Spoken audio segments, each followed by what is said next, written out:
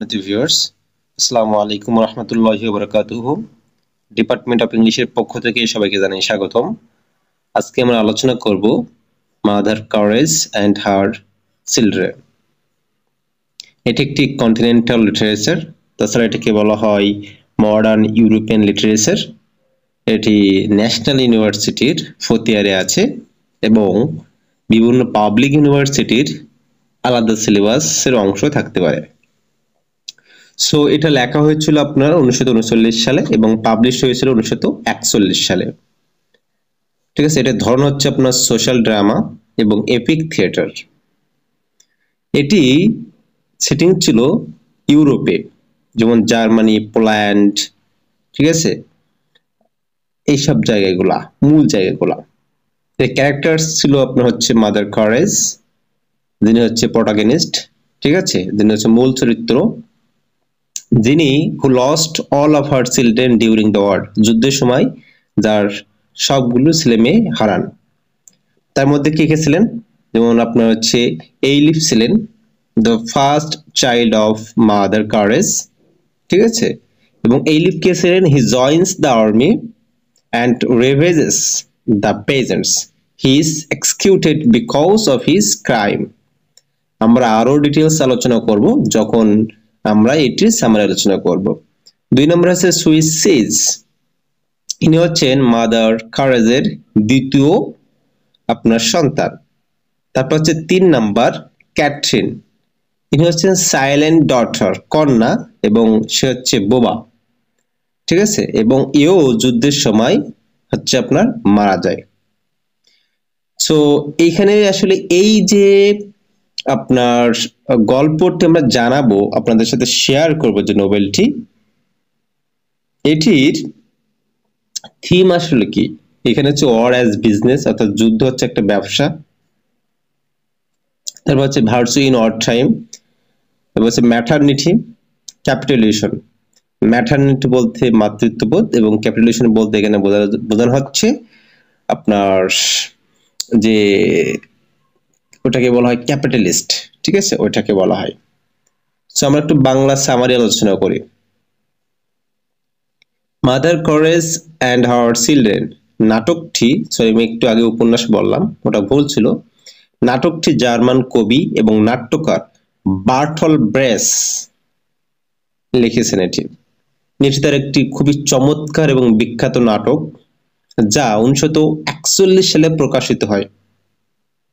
এই নাটকে সেন্ট্রাল ইউরোপে প্রোটেস্ট্যান্ট ও ক্যাথলিকদের মধ্যে 30 বছর ধরে যে যুদ্ধ চলছিল তার ভয়াবহতা তুলে ধরা হয়েছে। অর্থাৎ খ্রিস্টানদের মধ্যে দুইটা পার্ট আছে, একটা হচ্ছে প্রোটেস্ট্যান্ট, একটা হচ্ছে ক্যাথলিক। আমি যতটুকু বুঝি ততটুকুই বলছি। প্রোটেস্ট্যান্ট বলতে বোঝে এগেইনস্ট পপ, অর্থাৎ পপদের বিরুদ্ধে হচ্ছে আপনার প্রোটেস্ট্যান্ট, যাদের কথা ছিল তারা পপদের নিয়ম মেনে চলবে না, বাইবেলে যেটা আছে সেটাই মেনে চলবে। আর ক্যাথলিকরা তারা জেনারেলি পপদেরকে অনুসরণ করতেন, অর্থাৎ তাদের যে ছিল, আমরা যেরকম বলি আলেম, ঠিক আছে, ইসলামিক শরিয়াতে বলি যেরকম আলেম, ওই ক্যাথলিকরা ওদেরকে বলা হয় পপ, ঠিক আছে। তো আমাদের যে কালচার আছে মুসলমানদের মধ্যে একটাই আছে, সব ধর্মের মধ্যে এই বিষয়টা আছে। অনেকে বলে যে আমরা ডাইরেক্ট গ্রন্থ অনুসরণ করব, কেউ কেউ বলে আমরা পাদ্রী বা আলেম আছেন তাদের কথা অনুসরণ করব। ওকে, সো এছাড়া সেই যুদ্ধকালীন সময়ে মানুষের জীবন কেমন ছিল সেটাও তুলে ধরা হয়েছে এই নাটকে। নাটকের প্লটের মোট সময় ছিল 12 বছর। আর এই সম্পূর্ণ সময়টাকে সুন্দরভাবে উপস্থাপন করার জন্য লেখক নাটকটিকে মোট 12টি সিনে ভাগ করেছেন। আমরা এখন দেখব যে মাদার কারেজ ও তার 3 সন্তানের বিষয়টি নিয়ে। নাটকটি শুরু হয় 1624 সালে সুইডেনের একটি শহর ডালনাতে। সেই শহরে মাদার কারেজ একটি ভ্রাম্যমাণ রেস্টুরেন্ট চালান। তিনি তার রেস্টুরেন্টটিকে একটি ঠেলাগাড়ির মাধ্যমে এক স্থান থেকে অন্য স্থানে নিয়ে যান।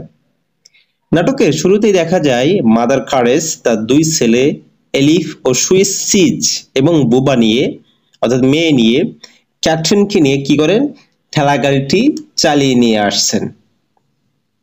আপনারা যদি অনলাইনে সার্চ করেন মাদার কারেজ লিখে, তাহলে দেখবেন যে আপনারা এই ঠেলাগাড়ির কিছু পিক্সের নমুনা জাস্ট পেয়ে যাবেন।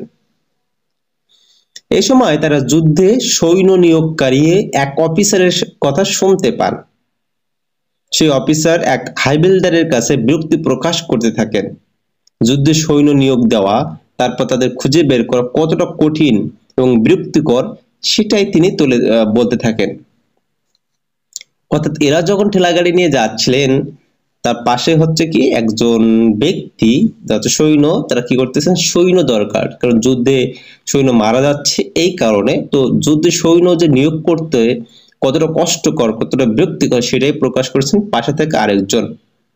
তো এই সময় অফিসার মাদার কারেজ এবং তার সন্তানদেরকে দেখতে পান। ওই অফিসার, যে অফিসার হচ্ছে আপনার কি করতেছিলেন, আপনার সৈন্য খুঁজতেছিলেন, তিনি মাদার কারেজের বড় ছেলে এলিফকে যুদ্ধে যাওয়ার জন্য উৎসাহিত করেন। অফিসার এলিফকে বোঝানোর চেষ্টা করে যে যুদ্ধে গেলে সে সম্মান, ক্ষমতা, অর্থ অনেক কিছু পাবে। মাদার কারেজ এতে রাজি হন না, কিন্তু এলিফ তার মায়ের কথা না শুনে যুদ্ধে চলে যায়। এরপর প্লট হচ্ছে 1626 সালের দেখানো হয়। কারেজ একজন সুইডিশ কমান্ডারের তাঁবুর সামনে দোকান স্থাপন করে জিনিস বিক্রি করেছিলেন। এই সময় তিনি সুইডিশ কমান্ডারের মুখে একজন সৈন্যের অনেক প্রশংসা শুনতে পান, আর সেই সৈন্যটা হচ্ছে এলিফ। সম্প্রতি এলিফ একটি গ্রামকে ধ্বংস করে দিয়েছে। সে গ্রামের কৃষকদেরকে হত্যা করে তাদের যে গবাদি পশু ছিল সেগুলো লণ্ঠন করে নিয়েছে। এসব শুনে কারেজ রেগে যান। তিনি কমান্ডারকে বলেন যে ভালো মানুষ কখনো এই ধরনের ধ্বংসযজ্ঞ করতে পারে না। তার মা এই কথাটি বলেন। দ্বিতীয় পুত্র চিজের হত্যা। এর 3 বছর পরে মাদার কারেজের ছোট ছেলে সুইস চিজো পে মাস্টার হিসেবে আর্মিতে জয়েন দিয়েছে। তার কাজ হলো যুদ্ধের রেজিমেন্টগুলোতে টাকা পাঠানো। চিজ বেশ সৎ ও সাহসী, তবে একটা বুদ্ধিমান না। একদিন ক্যাথলিক সৈন্যরা টাকা ছিনতাইয়ের উদ্দেশ্যে চিজকে গ্রেপ্তার করে ফেলে। এই খবর শোনার পর কারেজ তার ঠেলাগাড়ি বিক্রি করে অর্থ সংগ্রহের সিদ্ধান্ত নেন, কিন্তু কারেজ এই অর্থ সংগ্রহে ব্যর্থ হন। এদিকে টাকা না পেয়ে ক্যাথলিকরা চিজকে হত্যা করে। এই ঘটনায় কারেজ অনেক বেশি ভেঙে পড়েন। তিনি শোকে পাথর হয়ে যান। এরপর যুদ্ধে ক্যাথলিকরা জয়লাভ করে। প্রোটেস্ট্যান্টদের যে পাদ্রী ছিল সেও নিজের পোশাক বদলে ক্যাথলিকদের পোশাক পরিধান করে এবং যীশু খ্রিস্টের ক্রুসিফিক্সনের গান গাইতে থাকে। অর্থাৎ যখন যুদ্ধে হেরে গিয়েছে আপনার প্রোটেস্ট্যান্টরা, তখন রাতারাতি তারা কি হয়েছে, দল বদল হয়ে গেছে, তখন ক্যাথলিক হয়ে গেছে। এমনকি তারা যীশু ক্রুসিফিক্সন হয়েছিল তাদের মতে সেই সব গানও গাইতে থাকে এবং পোশাকও পরিবর্তন করে। আচ্ছা, এখন আমরা দেখব যুদ্ধের যে বর্বরতা আলোচনা করা হয়েছে এই নাটকে সেটি। এরপরের ঘটনা 2 বছর পরে দেখানো হয়েছে। মাদার কারেজ তার বোবা মেয়েকে সাথে নিয়ে একটি রেজিমেন্টে গিয়ে বিভিন্ন পণ্য দ্রব্য যেমন হচ্ছে ব্যান্ডেজ, ঔষধ ইত্যাদি বিক্রি করছেন। এমন সময় একজন প্রোটেস্ট্যান্ট পাদ্রী এসে কারেজকে জানায় যে যুদ্ধক্ষেত্রে এখনো অনেক মানুষ আহত অবস্থায় পড়ে আছে। সেই পাদ্রী কারেজের কাছে ব্যান্ডেজ এবং ঔষধ কিনতে চাইলে তিনি নাকচ করেন, যেহেতু প্রোটেস্ট্যান্ট এই কারণে। তিনি সাফ জানিয়ে দেন যে তিনি সাহায্য করতে পারবেন না। বোবা ক্যাথরিনও মাকে অনেক অনুরোধ করে, তবু তিনি শোনেন না। পাশে একটি আহত শিশুকে কাতরাতে দেখে ক্যাথরিন দৌড়ে গিয়ে তাকে সাহায্য করে। এদিকে পাদ্রী ক্যারেজকে ধাক্কা দিয়ে ফেলে দেয় এবং তার দোকান থেকে কিছু ব্যান্ডেজ আর ওষুধ ছিনিয়ে নিয়ে যুদ্ধক্ষেত্রে যায়। এরপর 1 বছর পরের ঘটনা তুলে ধরা হয়। সেই পাদ্রী আর মাদার ক্যারেজ গল্প করছে। পাদ্রী বলে যে এই যুদ্ধ এত তাড়াতাড়ি শেষ হবে না। সৈনিকরা নিজেদের বীর প্রমাণ করতে গিয়ে যুদ্ধে আরো জোর দিচ্ছে। এই বীরত্ব প্রমাণের খেলা যতদিন না শেষ হবে ততদিন যুদ্ধ থামবে না। তাই পাদ্রী কারেজকে তার সাথে সংসার বাঁধার প্রস্তাব দেয়, কিন্তু কারেজ তাতে রাজি হন না। তিনি জানান যে তিনি তার বড় ছেলেকে নিয়ে বেশ চিন্তায় আছেন, যেহেতু এলিফ কোথায় গিয়েছে? যুদ্ধে গিয়েছে। এছাড়া তার মেয়ের বিয়ের ব্যাপারটাও তাকে বেশ ভাবাচ্ছে। আর এর মধ্যেই আপনার পাদ্রী এসে বিয়ের প্রস্তাব দিচ্ছে তার মাকে। এরপর সুইডেনের রাজার মৃত্যুর মাধ্যমে সেই দীর্ঘমেয়াদী যুদ্ধের অবসান ঘটে। যুদ্ধের সমাপ্তিতে মাদার কারেজ একদিকে খুশি, আবার অন্যদিকে চিন্তিত। তিনি চিন্তিত কারণ সবে মাত্র যুদ্ধক্ষেত্রে বিক্রি করার জন্য নতুন নতুন পণ্য তিনি কিনেছেন, অথচ যুদ্ধ থেমে গেছে। এখন তার মালামাল কোথায় বিক্রি করবেন? তার সেসব পণ্য আর বিক্রি করা হলো না। তবে তিনি খুশি কারণ এখন সন্তানরা যুদ্ধের ভয়াবহতা থেকে মুক্ত হয়েছে। পাদ্রী কারেজকে জানায় যে শীঘ্রই তার ছেলে এলিফ তার সাথে দেখা করতে পারবে। এটা শোনার পর কারেজ শহরের দিকে যান তার পণ্য বিক্রির জন্য। তবে এলিফকে সরকার দেশদ্রোহী হিসেবে গ্রেপ্তার করেছে, কারণ যে যুদ্ধের সময় কৃষকদের মালামাল লুটপাট করেছে তাই তাকে মৃত্যুদণ্ড দেওয়া হয়েছে। দুইজন সৈনিক এলিফকে তার মায়ের সাথে শেষ দেখা করার জন্য নিয়ে এসেছে। কিছুক্ষণ পরই তার মৃত্যুদণ্ড কার্যকর করা হবে। কারেজ বাসায় না থাকায় এই বিষয়টি তিনি জানতে পারেন না। এটা শুধুমাত্র পাদ্রী আর কারেজের কুক জানে। তারাও শপথ করে যে এই সত্যটা তারা কখনোই কারেজকে জানাবেন না। এটা জানলে কারেজ অনেক কষ্ট পাবেন। আচ্ছা, এই যে দেশদ্রোহিতা বলতে কি বোঝায় একটু শর্টকাটে বলি। আমরা যদি দেখি, আমি বাংলাদেশের হিসাবটা করি, যে অনেকে দেখবেন যে চট্টগ্রাম বা প্রত্যেকটা দেশের মধ্যে দেখুন কিছু কিছু অংশ আছে তারা আসলে স্বাধীনতা চায়, তারা আলাদা হতে চায়, ঠিক আছে, বিভক্তি চায়, তারা বিভিন্ন রকম এক্সকিউজ দেখায়। তো যদি আমি একটু ভালোভাবে বলি যে আমাদের যখন ৭১ সালে পাকিস্তান এবং বাংলাদেশ যুদ্ধ হয়, তখন দেখবেন বাংলাদেশের হয়ে যারা স্বাধীনতা চেয়েছিলেন, যারা যুদ্ধ করেছিলেন, তারা কিন্তু পাকিস্তানিদের কাছে ছিল দেশদ্রোহী। যদি বাংলাদেশ পরাজিত হইতো তাহলে আমাদের আর্মিরা বা যারা আমাদের লিডার ছিলেন তারা হয়তো দেশদ্রোহী এবং তাদেরকে ফাঁসি দেওয়া হইতো। অথচ যখন আমরা জয়লাভ করেছি, আমরা আমাদের দেশেও যারা যুদ্ধ করেছিল দেশের জন্য, তারা বীর হিসেবে বা বীরশ্রেষ্ঠ হিসেবে খ্যাতি লাভ করেছে। কিন্তু হারলে কিন্তু বিপরীত। আবার দেখা যাচ্ছে একই রকম একটা বিষয়, আমরা যারা রাজাকার বলি, সো দেখা যাচ্ছে যদি বাংলাদেশ স্বাধীনতা লাভ না করতো তাহলে রাজাকার যারা ছিল তাদেরকে বলা হতো সবচেয়ে দেশপ্রেমিক। আর যেহেতু বাংলাদেশ জয়লাভ করেছে, পাকিস্তান হেরেছে, এই জন্য রাজাকার আমাদের ঘৃণিত ব্যক্তি। সো এটা একটা যুদ্ধের আপনার স্ট্যাটাস। আমি যেটা বলছিলাম যে এটা জানলে কারেজ অনেক কষ্ট পাবেন, এই কারণে তাকে জানাতে চাননি। সো এর কিছুদিন পর আবার যুদ্ধ লেগে যায়। কারেজ আবার তার দোকান নিয়ে যুদ্ধক্ষেত্রে যান এবং বেশ ভালোই ব্যবসা করেন। একদিন তিনি জার্মানিতে একজন কৃষকের বাড়ির সামনে তার ঠেলা গাড়ি রাখেন। গাড়িটির কাছে তার মেয়েকে রেখে তিনি শহরে কিছু জিনিস কিনতে যান।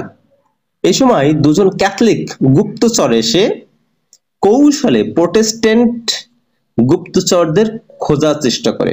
বিষয়টি বুঝতে পারার পর সেই কৃষক বিভিন্ন শব্দ করে আশেপাশে থাকা যারা প্রোটেস্ট্যান্ট ছিল সেই প্রোটেস্ট্যান্ট গুপ্তচরদের বিপদ সংকেত দেওয়ার চেষ্টা করেন, তবে তিনি ব্যর্থ হন। এইসব দেখে ক্যাথরিন তাদের ঠেলাগাড়ি থেকে একটি ঢোল বের করে বাজাতে থাকে যেন প্রোটেস্ট্যান্ট সৈন্যরা সজাগ হয়। বিষয়টা একটু যদি স্পষ্ট করি, যে ক্যাথলিক যারা গুপ্তচর ছিল তারা কি করেন, এই প্রোটেস্ট্যান্টদেরকে খোঁজ করার জন্য তাদের গ্রামে চলে আসে।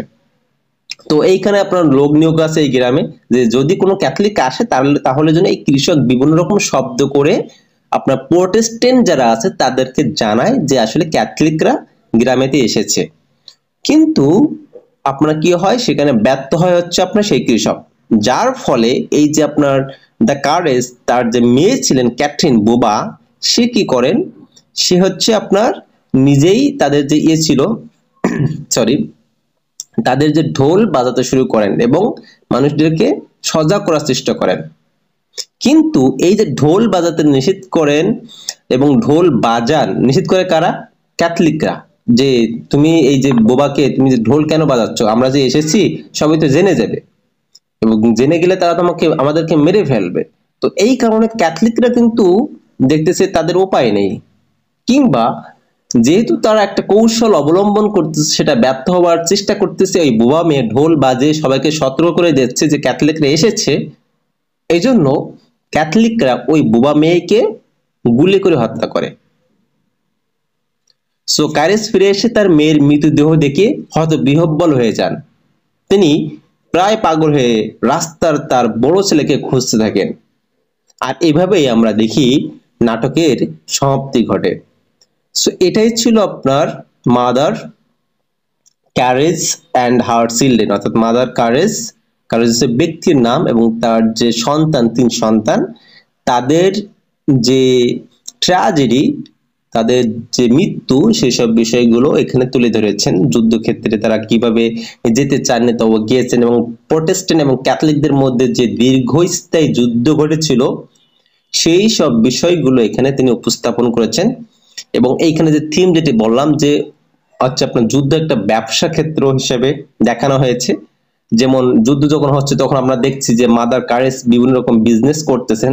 তাছাড়া যদি আমরা আরো একটু স্পষ্ট করি, যেমন আপনার হচ্ছে দেখা যাচ্ছে যে ইসরায়েল এবং প্যালেস্টাইনের মধ্যে যুদ্ধ হচ্ছে গাজাবাসীর সাথে।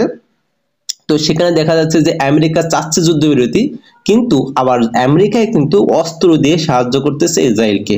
সো এটা কিন্তু একটা বিজনেস। তাছাড়া আপনারা দেখবেন যে সিরিয়ার মধ্যে যখন আপনার গৃহযুদ্ধ লেগে গেল, সো আমেরিকা চাচ্ছে যুদ্ধবিরতি, কিন্তু আমেরিকা আবার উভয় পক্ষকে অস্ত্র দিয়ে সহায়তা করে। সো এগুলো হচ্ছে আপনার দেখা যাচ্ছে যে একটা ওয়ার অ্যাজ বিজনেস। সো এটা হচ্ছে একটা এখানের থিম ছিল। সো আজ এই পর্যন্তই, আশা করি ভালো লেগেছে। আসসালামু আলাইকুম রহমতুল্লাহি ওয়া বারাকাতুহু।